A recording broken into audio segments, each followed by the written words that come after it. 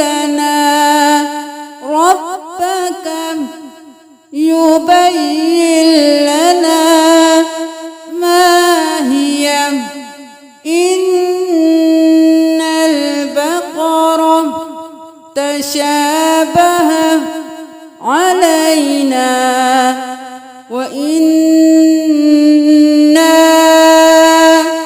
إن شاء الله لمهتدون قال إنه يقول إنها بقرة لا ذلول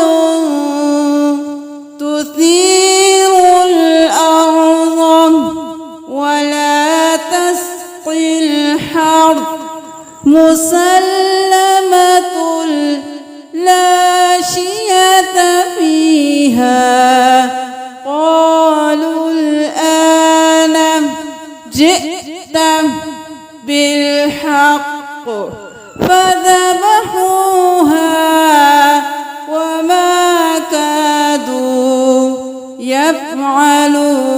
يفعلون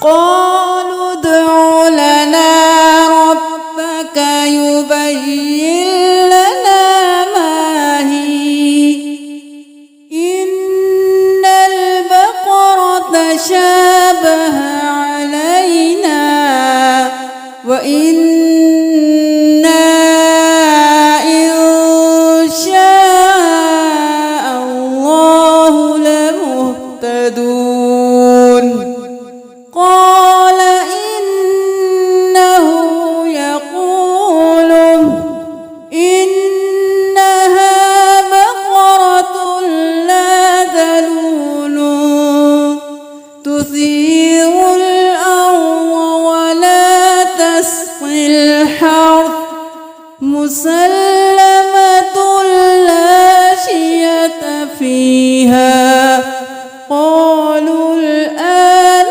جئت بالحق فذبحوها وما كادوا يفعلون।